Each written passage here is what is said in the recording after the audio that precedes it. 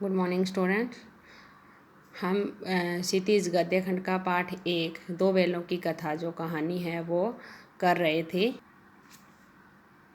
अब तक हमने पढ़ा कि दोनों बैल गया के घर से भागकर मटर के खेत में जाते हैं और वहाँ पर सांड से मुकाबला करते हैं। उसके बाद मोती दोबारा मटर के खेत में घुस जाता है और रखवालों के द्वारा पकड़ लिया जाता है। हीरा भी रखवालों की पकड़ में आ जाता है और फिर दोनों को कांजी हाउस में कैद कर दिया जाता है या कांजी हाउस में बंद कर दिया जाता है। कांजी हाउस वह स्थान है जहाँ पर आवारा पशुओं को बंद करके रखा जाता था और एक समय आने पर उनकी नीलामी कर दी जाती थी। यहाँ का जो वातावरण था बहुत ही दयनीय था। दोनों दोस्तों ने पहली बार ऐसा देखा था कि उन्हें पूरे दिन में खाने के लिए एक तिनका भी नहीं मिला था। गया के घर में भी उनको चारा तो वैसे ढंग से नहीं मिलता था, लेकिन सूखा भूसा ज़रूर मिल जाता था, लेकिन यहाँ तो वह भी नसीब नहीं था। यहाँ पर कई पशु थे, भैंसें थी, बकरियाँ थी, घोड़े थे, ऊँट, गधे थे, लेकिन किसी के सामने भी चारा नहीं था। सभी की हालत बड़ी ही दयनीय थी। कुछ जो पशु थे वो तो इतने कमज़ोर हो गए थे कि खड़े भी नहीं हो सकते थे। सारे दिन जो है दोनों दोस्त इंतज़ार करते हैं कि कोई चारा डालेगा, लेकिन कोई भी चारा नहीं डालने आया। यहाँ पर एक नियम था कि प्रतिदिन जानवरों की हाजिरी ली जाती थी। हाजिरी लेने का उद्देश्य यही होता था कि कितने पशु जो है कांजी हाउस में कैद है, उन कितने नए आए हैं, उन पर कितना खर्च हो रहा है, या कोई पशु मर तो नहीं गया या भाग तो नहीं गया। इस सारी जानकारी के लिए प्रतिदिन पशुओं की हाजिरी ली जाती थी। यहाँ पर दोनों बैलों को बहुत ही असहनीय अवस्था में रहना पड़ा, भूखा रहना पड़ा और हीरा ने कोशिश करनी चाहिए कि दीवार तोड़ दें। मोती ने मना किया, लेकिन हीरा ने सोचा कि दीवार तो हम तोड़ सकते हैं। इतने में उसी समय जो है कांची हाउस का चौकीदार आ जाता है और उसने जो है हीरा का उचड़पन जब देखा तो उसे कई डंडे लगाए और एक मोटी रस्सी से हीरा को बांध दिया। मोती ने कहा कि क्या मिला? हीरा ने कहा कि प्रयास तो हमें फिर भी करना चाहिए। अगर हम बिना प्रयास किए अगर हार मान लेते हैं तो ये गलत है। तो इस बार मोती ने हीरा को बांध दिया गया, लेकिन मोती ने प्रयास किया। जब चौकीदार चला गया तो दीवार जो है कच्ची थी और जब मोती ने लगातार प्रयास किया तो पहले थोड़ी सी मिट्टी गिरी और फिर पूरा जो है दीवार ढह गई। जैसे ही दीवार ढही, कुछ जानवर तो अपने आप वहाँ से भाग गए। जो नहीं भाग रहे थे उन्हें मोती ने सींग मार मार कर भगा दिया।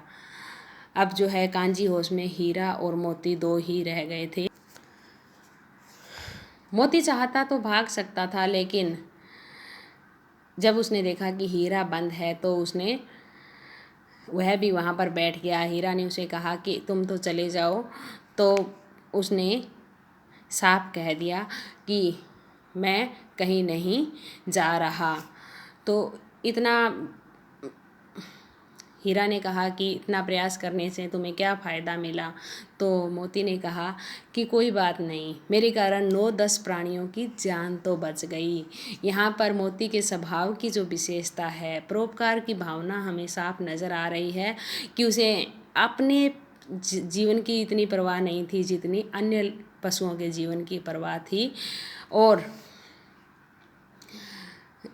ऐसे करके उसने सारे पशुओं को वहाँ से भगा दिया। लेकिन जैसे ही रखवालों को, कांजी हाउस के जो चौकीदार थे, उनको पता लगा कि दीवार गिर गई, वो भागते हुए यहाँ आते हैं और उन्होंने एक मोटी रस्सी ली और मोती को भी बांध दिया।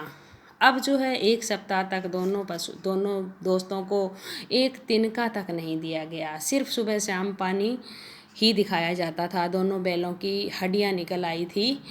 एक दिन उन्होंने सुना कि कांजी हाउस के सामने डुगडुगी ढोल जैसा कुछ बज रहा है।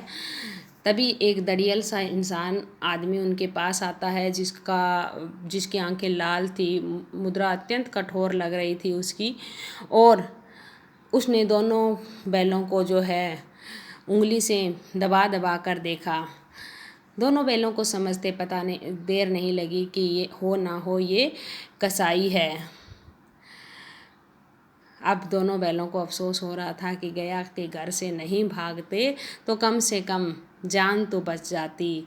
दोनों बैलों को दड़ियल के साथ जो है दड़ियल के हाथ नीलाम कर दिया गया। दोनों बैल दड़ियल के साथ भागे जा रहे थे, क्योंकि अब इनमें इतनी शक्ति नहीं रह गई थी कि किसी का विरोध कर पाए। जैसे ही ये रुकने का प्रयास करते, दड़ियल इनको बुरी तरह से मारने लग जाता था, इसलिए ये भागते जा रहे थे।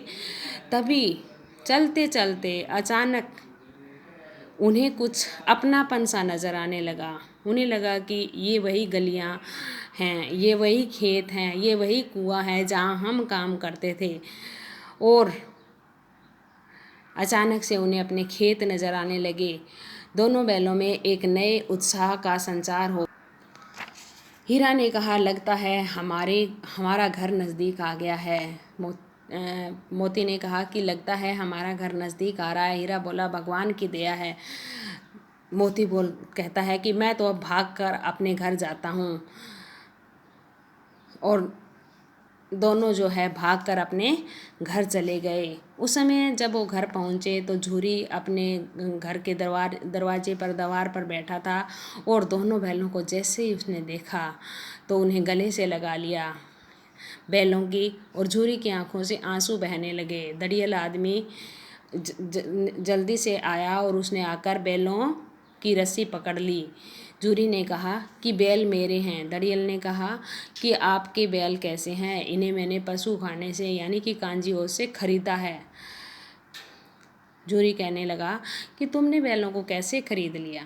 बैल जब मैंने बेचे ही नहीं, तो जब तक मालिक बेचता नहीं है तब तक बैल किसी और के कैसे हो सकते हैं? और इस बात दड़ियल चेतावनी देता है कि मैं थाने में रिपोर्ट लिखवा दूंगा। तो झूरी कहता है कि मेरे पास यही सबूत है कि बैल सीधे मेरे दरवाजे पे आए हैं, और इससे बड़ी बात क्या हो सकती है? दड़ियल ज़बरदस्ती करने की कोशिश करता है और दोनों बैलों को ले जाने का प्रयास करता है। अब मोती में एक नए उत्साह का संचार हो गया था, क्योंकि उसका मालिक उसके साथ था। उसने दड़ियल आदमी की तरफ अपने सींग किए और दड़ियल के पीछे दौड़ा। दड़ियल आगे आगे और मोती पीछे पीछे भागता रहा।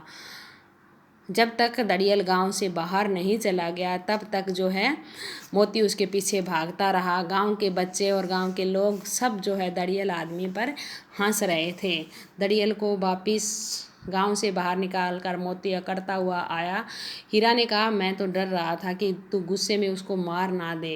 कहते, अगर वो मुझे पकड़ने का प्रयास करता तो मैं उसे बिना मारे भी नहीं छोड़ता। तो हीरा कहता है कि तुम्हें लगता है कि वो अब दोबारा नहीं आएगा? तो मोती कहता है कि अगर दोबारा आएगा तो मैं दोबारा खबर ले लूँगा। थोड़ी सी ही देर में जो है उनकी नांद जो है खली से, भूसे से, चोकर से और दाने से भर दी गई। दोनों बैल बड़े प्रेम से खाने लगे। झूरी दोनों को सहला रहा था और गांव के जो बच्चे थे वो तमाशा देख रहे थे।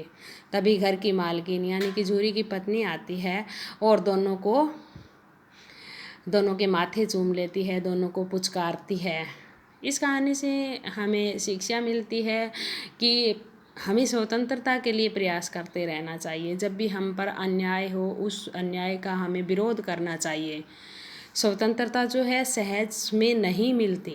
स्वतंत्रता के लिए बार बार प्रयास करने पड़ते हैं, और यही हमारे स्वतंत्रता सेनानियों ने किया था।